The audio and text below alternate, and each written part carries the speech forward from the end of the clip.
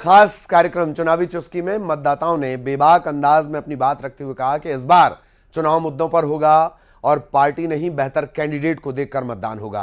लोगों की यह भी राय है कि धर्म की राजनीति से हटकर इस बार वोटिंग होगी। वोटर्स की माने तो सोशल मीडिया का इन्फ्लुएंस काफी बढ़ गया है। तो आइए जानते हैं खरगोन की जनता ने क्या कुछ कहा, क्या राय रखी।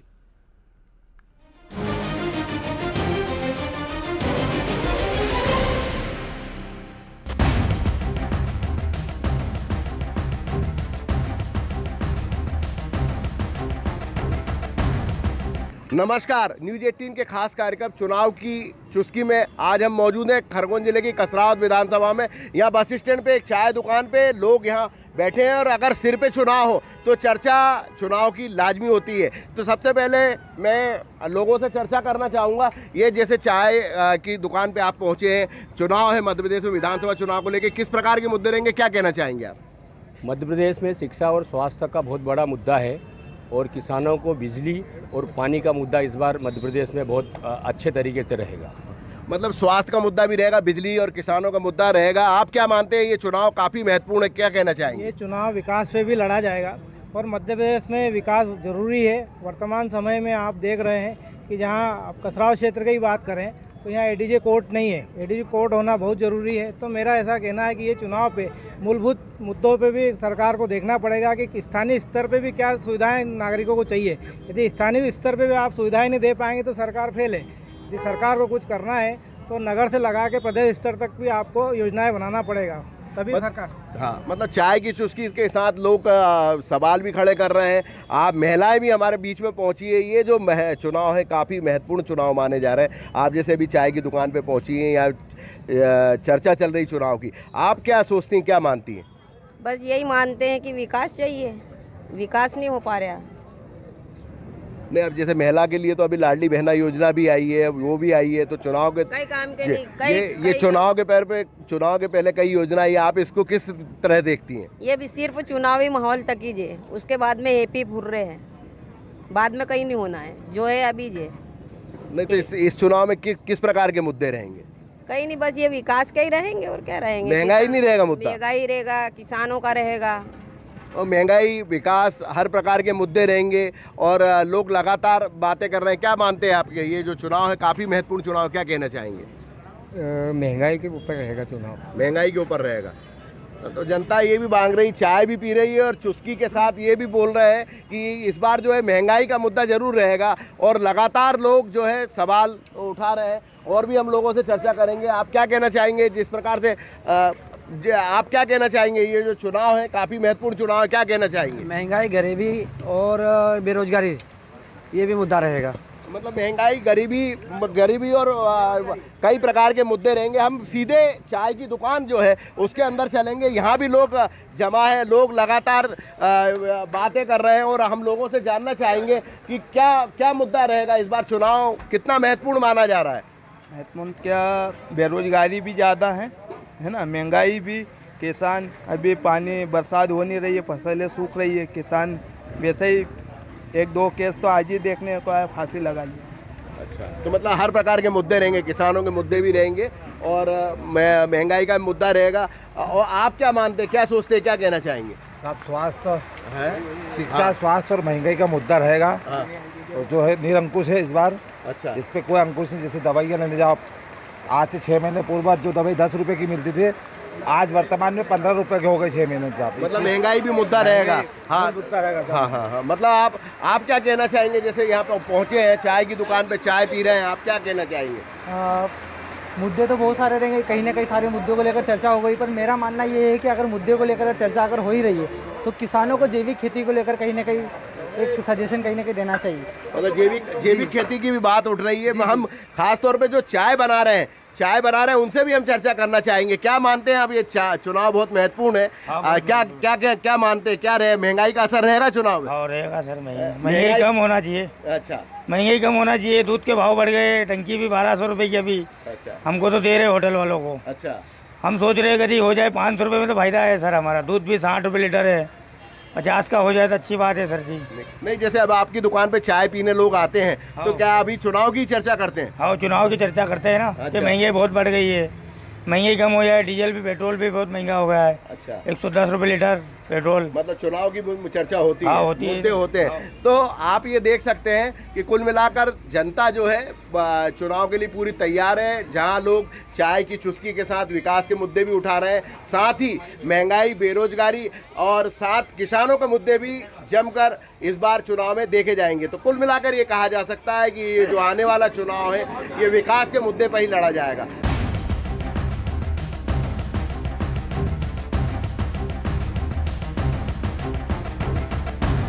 नमस्कार, न्यूज 18 के खास कार्यक्रम चुनावी चुस्की में आज हम मौजूद हैं बड़वा विधानसभा के एक सतजना गांव में, जहां पे एक प्रसिद्ध चाय की दुकान है और यहां पर सभी वर्ग के लोग चाय पी रहे हैं। आप देख सकते हैं मेरे पीछे किस प्रकार से लोग चाय पी रहे हैं। और अगर सिर पर चुनाव हो तो निश्चित ही चाय पीने के दौरान जो है चुनाव पे चर्चा होती है। हाँ, हमारे साथ कुछ लोग मौजूद हैं। हम आज जानते हैं कि ये जो चुनाव है काफ़ी महत्वपूर्ण चुनाव माने जा रहे हैं, विधानसभा के चुनाव है। इसमें किस प्रकार के मुद्दे रहेंगे, क्या मानते हैं आप? देखिए, मैं एक बेरोजगार युवा हूँ और बेरोजगार युवा होने के नाते मैं मानता हूँ कि जो ये बढ़वा क्षेत्र की विधानसभा है या खरगोन ज़िले की अगर बात करूँ तो यहाँ रोजगार के बिल्कुल भी कोई अवसर यहाँ पे बेरोजगार युवाओं के लिए। यहाँ का युवा अगर उसको रोजगार चाहिए तो या तो वो इंदौर की ओर जाता है या पूना की या महाराष्ट्र की और अन्य जगहों पे प्रदेश छोड़ के भी उसे रोजगार की तलाश में बाहर जाना पड़ता है। तो मेरे ख्याल से एक बड़ा मुद्दा यहाँ पे रोजगार का होना चाहिए। रोजगार के लिए सरकार यहाँ कुछ करे, जैसे कोई फैक्ट्री डाले या और किसी प्रकार के संसाधन उपलब्ध कराए, जिससे कि जो युवा यहाँ से बाहर जा रहे हैं रोजगार की तलाश में, उन्हें यहीं अपने घर गांव में ही या ज़िले में ही उनको रोजगार मिले। मतलब रोजगार एक मुद्दा चुनाव में रहेगा और अन्य लोग भी पहुँचे हैं। क्या मानते हैं आप, क्या सोचते हैं चुनाव में क्या मुद्दे रहेंगे? देखिए, मुद्दे बहुत सारे, लेकिन बेरोजगारी सबसे पहला मुद्दा है, महंगाई है उसमें। लेकिन बेरोजगारी का एक मुद्दा एक ऐसा होता है कि जो युवा है वो कई दिनों से, मतलब कई सालों से उनको नौकरी या रोज़गार नहीं मिलने से बाहर पलायन करते हैं, मजदूर बाहर पलायन करते हैं। और सरकार जो अभी वर्तमान में 6 महीने से जो विकास का जो कर रही है, बिल्कुल अच्छी बात है कि विकास करे, लेकिन ये विगत 15 से 18 साल में सरकार थी बीजेपी की। लेकिन इस वर्ष मतलब उस कार्यकाल में यदि अच्छा विकास करती या बेरोजगारों को रोजगार देती तो बेहतर होता है। लेकिन अभी ये क्या है, वर्तमान चुनाव के मान लो नज़दीकी है और आप सारे विकास और सारे जो वादे कर रहे हैं वो पूरे करने के लिए इसी के माध्यम से अभी जन आशीर्वाद यात्रा भी वो निकाल रहे हैं विकास को लेकर, और बेरोजगारी और भ्रष्टाचारी और महंगाई को लेकर। अच्छा, कई मुद्दे हैं, कई प्रकार के। आप क्या मानते हैं, क्या सोचते हैं, जो अभी चुनाव आ रहा है, वादों का बाजार सज गया है, दावों का बाजार सज गया है, आप युवा है, क्या कहना चाहेंगे? देखिए, बेरोजगारी बहुत ज़्यादा बढ़ चुकी है और जो भी नेता जो वादे करता है चुनाव के टाइम पे कि हम ये करेंगे वो करेंगे, वो कुछ भी नहीं पूरा हो रहा है। इसलिए उनको पूरा करें। और बेरोजगारी बहुत ज़्यादा हो रही है, हमको पढ़ने के लिए इंदौर तक जाना पड़ता है, इसलिए कुछ आसपास में ऐसी व्यवस्था करें जिससे बेरोजगारी कम हो। और बेरोजगारी प्रमुख मुद्दा आ रहा है, लोग तरह तरह के मुद्दे बात कर रहे हैं। हमारे साथ भाजपा के मीडिया प्रभारी हैं प्रकाश भावसार, वो भी पहुंचे हैं। क्या मानते हैं, लाडली बहना मास्टर स्ट्रोक रहेगी क्या? बिल्कुल रहेगी। भारतीय जनता पार्टी की सरकार सबका साथ, सबका विकास और सबका विश्वास का लक्ष्य लेकर के काम कर रही है। जो भारतीय जनता पार्टी की सरकार ने प्रदेश की 1.25 करोड़ से अधिक माता बहनों को जो संबल प्रदान किया है लाडली बहना योजना के माध्यम से, वो निश्चित रूप से उनको आर्थिक विकास में सहायक होगा। और आने वाले समय में जैसा कि मुख्यमंत्री जी ने घोषणा की है कि हम इसको अभी 1250 रुपये किए हैं, तो इसको आगे चल के 1500 और 1500 से बढ़ते क्रम में। पर जिस प्रकार से लोगों की चर्चा आ रही है, लोग बेरोजगारी की बात कर रहे हैं और भी कई मुद्दे आ रहे हैं, तो आप क्या मानते हैं, ये चुनाव जो है विकास की बात की जा रही है, लेकिन क्या वापस विकास के मुद्दे पर लड़ा जाएगा? बिल्कुल विकास का ही मुद्दा है। और जो बेरोजगारी की बात है वो क्षणिक भर की है, क्योंकि सरकार की इतनी सारी योजनाएं हैं, स्वरोजगार को लेकर के है, प्रधानमंत्री की भी योजना है, मुख्यमंत्री की भी है। तो डबल इंजन की सरकार ने इतने स्वरोजगार के अवसर पैदा किए हैं और नौकरियां भी है। अभी मध्य प्रदेश में भी 1 लाख नौकरियां सृजित की गई और प्रदान की गई, शिक्षकों की भर्ती की गई। तो जिसकी जैसी क्वालिफिकेशन है उसके हिसाब से उसको नौकरियां भी मिल रही है और स्वरोजगार भी मिल रहा है। मतलब स्वरोजगार भी मिल रहा है। क्या मानते, क्या मुद्दे रहेंगे इस चुनाव में महत्वपूर्ण? सबसे बड़ा मुद्दा तो महंगाई है, उसके बाद बेरोजगारी। महंगाई चरम सीमा पे पहुंच चुकी है, लोग त्रस्त हैं। लोग गैस की टंकी 1100 से 1150 में मिल रही है, उसको लेकर भी बहुत परेशान हैं। और दाल के भाव भी आसमान छू रहे हैं। इसको लेकर भी लोग बहुत परेशान हैं। घर के लोग यानी कि परिवार के लोग अपना घर चलाने में असमर्थ हैं और महंगाई को लेकर भी ये चुनावी मुद्दा रहेगा इस बार। महंगाई मतलब मुद्दा रहेगा, क्या मानते हैं आप, महंगाई मुद्दा रहेगा? मेरा ये मानना है कि महंगाई भी मुद्दा है, बेरोजगारी भी मुद्दा है, किसानों की समस्या भी मुद्दा। लेकिन जो भी समस्याएं हैं वो सभी राजनीतिक दलों को मालूम है और आम जनता को भी मालूम है। मेरा अभी ये वर्तमान जो सरकार बनने जा रही है उससे एक ही अपेक्षा है कि सभी राजनीतिक दल जो घोषणाएं करते हैं उन पे अमल करना चाहिए। पिछली बार भी कांग्रेस की सरकार जाने का 15 महीने में वापस जाने का एक मुद्दा ये रहा कि उन्होंने जो वादे करे थे वो वादे पे खरी नहीं उतरती है। और बीजेपी में भी जो मुख्यमंत्री जी जो घोषणावीर हैं और आम जनता में एक धारणा बन गई, उन्होंने बहुत घोषणाएं कर दी। लेकिन बीजेपी से भी अपेक्षा, मुख्यमंत्री जी अपेक्षा कि वो जितनी घोषणाएं कर रहे हैं उस पर अमल करना चाहिए। अभी जनता की तो समस्याएं बहुत है और जनता की समस्या रोज कांग्रेस भी वचन पत्र लेके आई है। हाँ, कांग्रेस भी वचन पत्र लाई है, तो कांग्रेस पे इसलिए भरोसा नहीं कर रही है जनता कि पिछली बार उन्होंने जो वचन पत्र में लिखा था, जो घोषणाएं करी थी, उस पर अमल ही नहीं करा 100%। तो इस प्रकार बीजेपी की भी कई घोषणाएं हो गई है। अगर उस पर बीजेपी भी 100% अमल करेगी तो ही सत्ता में वापस आएगी, नहीं तो पहले जैसी स्थिति वापस होना है। मतलब लोग ये भी कह रहे हैं कि चुनाव के पहले जो वादे किए जा रहे हैं वो बाद में भी, चुनाव के बाद भी पूरे होना चाहिए। हमारे साथ जो चाय दुकान के संचालक वो भी मौजूद हैं, आप क्या कहना चाहेंगे? जय हिंद, जय भारत। मेरा एक ही कहना है कि राष्ट्रपिता महात्मा गांधी को उपाधि राष्ट्र की मिली थी और मोदी जी को विश्व पिता की उपाधि मिलना चाहिए। जय हिंद, जय भारत। अच्छा, मतलब मोदी जी की भी बात सामने आई है। तो कुल मिलाकर जो ये चर्चा हुई है, चाय पे हम लोगों ने चर्चा की है, उसमें जो मुद्दे आए हैं उसमें मुद्दे बेरोजगारी की भी बात की जा रही है, महंगाई की भी बात की जा रही है, तमाम मुद्दों की बात की जा रही है। लेकिन लोगों का ये भी मानना है कि चुनाव के पूर्व जो वादे और दावों का बाजार राजनीतिक दलों ने, चाहे वो भाजपा हो चाहे कांग्रेस ने, सजा लिया है। लेकिन चुनाव के बाद इस पर अमली जामा भी होना चाहिए। आशुतोष पुरोहित, न्यूज़ 18 खरगोन।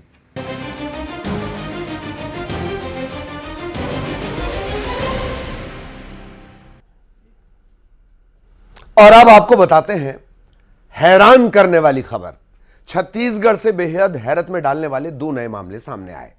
27 साल के युवक के पेट में गर्भाशय मिला और एक महिला के शरीर में 3 किडनी पाई गई। डॉक्टर्स भी कह रहे हैं ये रेयर ऑफ द रेयरेस्ट है।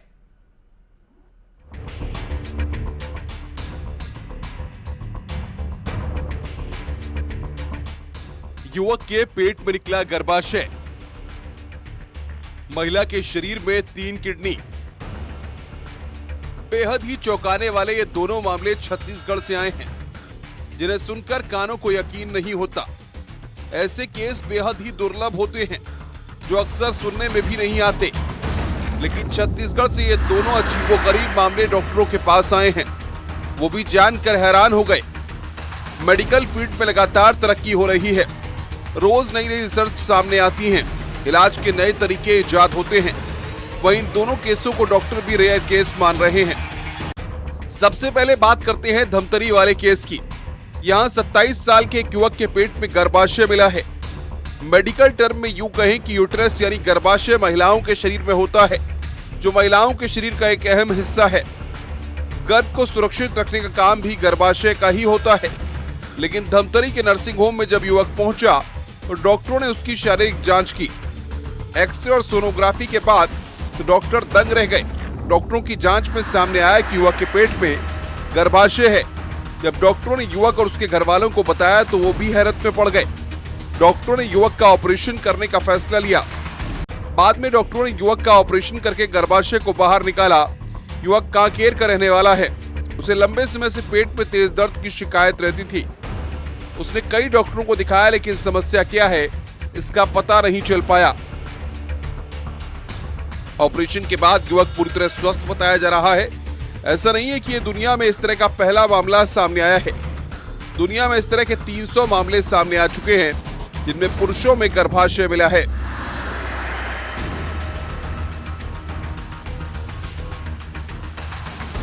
जो दाहिने तरफ की अंडकोश की गोली थी उसे हमने दाहिने अंडकोश में प्रस्थापित किया और बाएं तरफ की गोली को निकालकर हर्निया का ऑपरेशन किया। क्योंकि यह मामला काफ़ी दुर्लभ था, इसके बारे में हमने और इसमें जानकारी ली तो हमें यह पता चला कि अभी तक पूरे विश्व में अभी तक इसके 300 के आसपास मामले रिपोर्टेड हैं। छत्तीसगढ़ का संभवतः यह पहला रिपोर्टिंग का मामला दिखाई पड़ रहा है, क्योंकि अभी तक डॉक्यूमेंटेशन में नहीं आया है, और धमतरी से लेकर पूरे बस्तर संभाग का ये पूरी तरीके से प्रथम केस है। वहीं छत्तीसगढ़ के ही भिलाई में भी हैरत पर डालने वाला मामला सामने आया है। अमूमन शरीर में 2 किडनी पाई जाती हैं, लेकिन यहाँ महिला के शरीर में 3 किडनी थी। डॉक्टर भी इसे rarest of the rare case बता रहे हैं। भिलाई के हॉस्पिटल में जांच के दौरान महिला के शरीर में 3 किडनी पाई गई। महिला के शरीर में इन्फेक्शन और तेज दर्द था। सोनोग्राफी की तो उसकी किडनी का साइज नॉर्मल नहीं लग रहा था। सिटी स्कैन में पाया गया कि महिला के लेफ्ट साइड में 2 किडनी और राइट साइड में 1 किडनी थी। इसमें 2 किडनी ट्यूब और ब्लैडर में आकर मिल रही थी। एक ट्यूब ब्लॉक थी। उसी किडनी की वजह से महिला के शरीर में इन्फेक्शन हो रहा था। स्टेंट डाला गया और 3-4 दिन बाद पूरी तरह स्वस्थ होने पर महिला को डिस्चार्ज कर दिया गया। दुनिया में ऐसे केस भी पहले आ चुके हैं। अब तक 100 ऐसे मामले देखे गए हैं। मेडिकल भाषा में इसे सुपर न्यूमेरी किडनी कहा जाता है। Bureau report, news 18।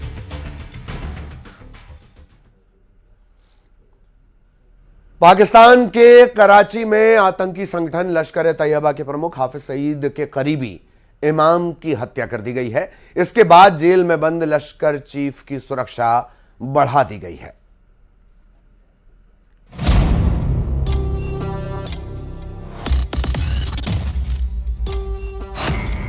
खौफ में मुंबई हमले के गुनहगार हाफिज सईद को हत्या का डर।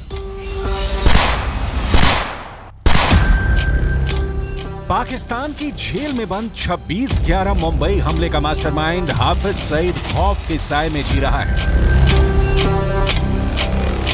इसकी कई वजहें हैं, लेकिन फिलहाल इसकी सबसे बड़ी वजह है लश्कर-ए-तैयबा के चीफ हाफिज के करीबी इमाम की कराची में सरेआम हत्या।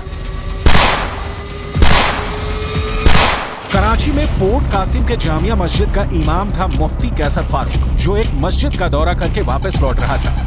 तभी 2 मोटरसाइकिल सवारों ने उस पर फायरिंग की। जब फायरिंग की गई तब फारूक कई छात्रों के बीच में खड़ा था, लेकिन उसे निशाना लगाकर मारा गया था। जो सीसीटीवी फुटेज सामने आया है उससे पता चला है कि निशाने पर फारूक ही था, जिसे वहीं धराशायी कर दिया गया था। हाफिज सईद का बेहद खास आतंक का टीचर कराची की सड़कों पर मारा गया।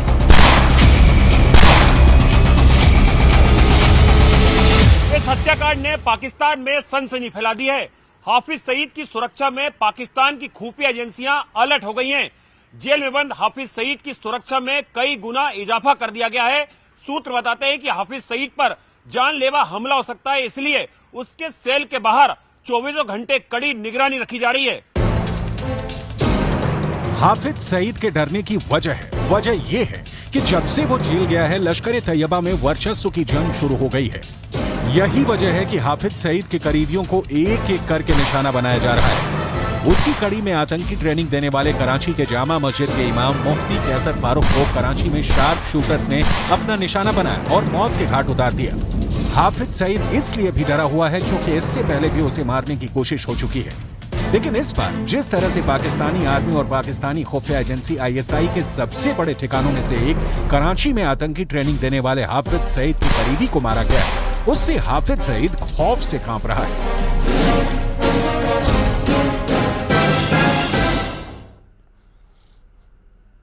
और अब भोपाल से बड़ी खबर आपको बता दें, 5 अक्टूबर के बाद मध्य प्रदेश में लग सकती है आचार संहिता। पीएम मोदी के मध्य प्रदेश दौरे के बाद आचार संहिता लग सकती है। पीएम मोदी का 5 अक्टूबर को जबलपुर दौरा है। महाकौशल साधने की तैयारी। 5 अक्टूबर तक मध्य प्रदेश में बड़े कार्यक्रम होंगे, माना यह जा रहा है। जानकारी यह मिल रही है कि 5 अक्टूबर के बाद मध्य प्रदेश में आचार संहिता लग सकती है। बड़ी खबर आपको बता दें, प्रधानमंत्री मोदी का दौरा भी है। 5 अक्टूबर का ही उनका दौरा है जबलपुर का। 5 अक्टूबर तक मध्य प्रदेश में बड़े कार्यक्रम होंगे। बड़ा अपडेट चुनाव से जुड़ा हुआ हम आपको बता रहे हैं। 5 अक्टूबर तक, 5 अक्टूबर के बाद कभी भी आचार संहिता लग सकती है।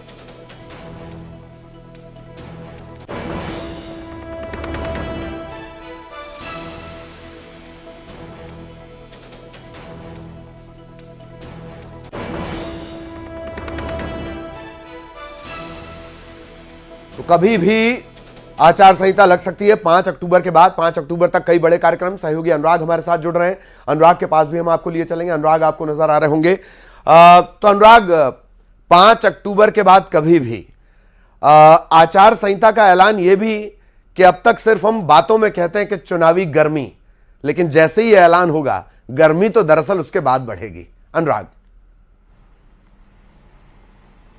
बिल्कुल ललित, देखिए 5 अक्टूबर के बाद आचार संहिता लगने की संभावना जताई जा रही है और आचार संहिता लगने के बाद ही चुनावी सरगर्मियां तेज हो जाएंगी, क्योंकि आचार संहिता के तहत ही चुनाव प्रचार हो सकेगा। उससे पहले कई बड़े कार्यक्रमों को पूरा करने की कोशिश में सरकार लगी है और यही वजह है कि पीएम मोदी 5 अक्टूबर को एमपी दौरे पर आ रहे हैं, जबलपुर में, जहां पर वो कई बड़े कार्यक्रमों और करोड़ों रुपए की सौगात जबलपुर और मध्य प्रदेश को देने का काम करेंगे। लेकिन इसके अलावा मुख्यमंत्री शिवराज सिंह चौहान भी अगले एक हफ्ते में 10 जिलों का दौरा करके करोड़ों रुपए की सौगात देने का काम करेंगे और इसीलिए ताबड़तोड़ कार्यक्रम बनाए जा रहे हैं, क्योंकि 5 अक्टूबर के बाद कभी भी चुनाव की आचार संहिता लग सकती है। इस बात के संकेत चुनाव आयोग की तरफ से दिए गए हैं। मध्य प्रदेश में कितने चरणों में चुनाव होगा, इसका फैसला भी आचार संहिता के दौरान ही जो है चुनाव आयोग लेगा। लेकिन अब ये तय माना जा रहा है कि 5 अक्टूबर के बाद कभी भी चुनाव आचार संहिता लग सकती है, चुनाव की घोषणा हो सकती है, चुनावी तारीखों का ऐलान किया जा सकता है। चलिए, बहुत बहुत शुक्रिया आपका अनुराग इस तमाम जानकारी के लिए। सहयोगी अनुराग विस्तार से जानकारी दे रहे थे कि 5 अक्टूबर के बाद कभी भी। हालांकि एक बात और है कि मुख्यमंत्री के ताबड़तोड़ दौरे अभी होने हैं, लगातार ये सिलसिला हालांकि चलता रहेगा। इसी बड़ी खबर के साथ इस बुलेटिन में इतना ही। खबरों का सिलसिला जारी है।